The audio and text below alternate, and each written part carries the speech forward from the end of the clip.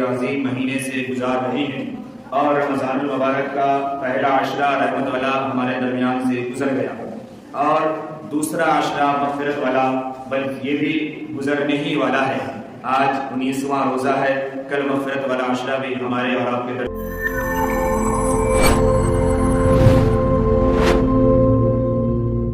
الرزق لمن يشاء ويقدر إن في ذلك لآيات لقوم يؤمنون وقال قل يا عبادي الذين اسرفوا على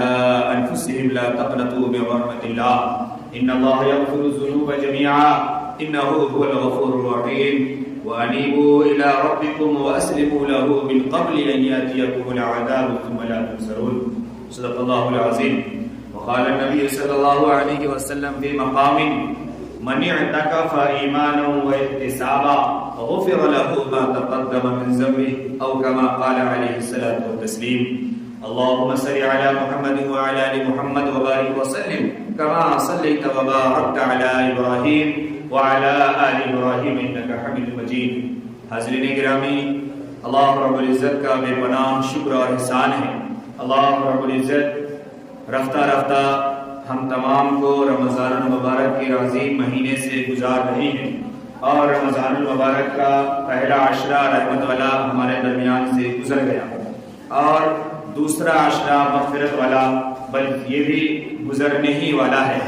آج 19واں روزہ ہے، کل مغفرت والا عشرہ بھی ہمارے اور آپ کے درمیان سے گزر جائے گا۔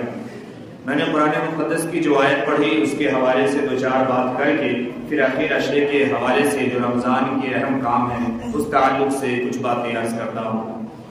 اللہ رب العزت نے قرآن مقدس کی اس آیت میں ایک بات بیان فرمائی، اپنے نبی کو مخاطب کر کے فرمایا کہ بتا دیجئے اور کہہ دیجئے کہ اللہ رب العزت جس کے لیے چاہتا ہے رزق میں بہت فراوانی دے دیتا ہے، بڑی کشادگی دے دیتا ہے، بڑی وسعت دے دیتا ہے، اور اللہ ہی جس کے لیے چاہتا ہے اس کے رزق کو مقدر کر دیتا ہے، اس کے رزق میں تنگی کر دیتا ہے۔ جتنے رزق میں گزر بسر ہو سکتا ہے، انسانی زندگی اور انسانی سانسیں چل سکتی ہے، اتنا ہی اسے عطا کرتا ہے۔ کسی کو آشائش سے آشائش، راحت ہی راحت، خوب مال اور خوب زیادہ، اور کسی کو اللہ رب العزت کم مقدر کرتے ہیں تو اس سے کم ملتا ہے۔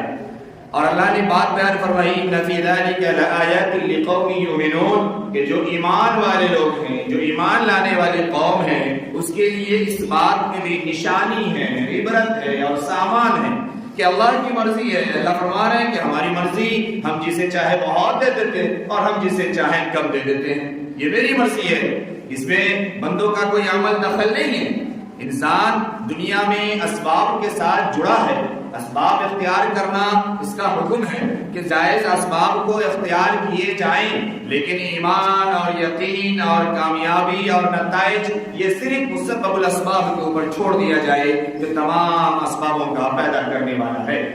اللہ جس کے لیے چاہتا ہے مقدر کرتا ہے، اور اللہ جس کے لیے چاہتا ہے کم مقدر کرتا ہے، یہ اللہ کی مرضی ہے، اس میں بندوں کا کوئی عمل دخل نہیں ہے۔ اسباب اختیار کرنا ہے، ہم اسے کرتے رہیں گے، یاد رہے، لیکن یہ یاد رہے کہ جس شخص کو دنیا میں جو چیز بھی جتنی زیادہ ملی ہے، بڑے غور سے تھوڑا سمجھیے گا، جس شخص کو دنیا میں جو چیز بھی جتنی زیادہ ملی ہے،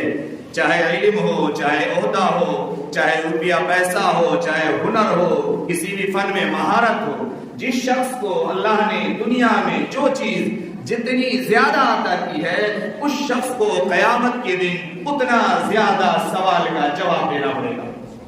اور اس سے اتنا زیادہ کچھ ہوگا۔ جس کے پاس بہت ہے، حساب کتاب اسے کرنا مشکل ہوتا ہے، جس کے پاس کم ہے اسے حساب کرنا بہت آسان ہوتا ہے اور بڑی آسانی سے کر کے نکل جاتا ہے۔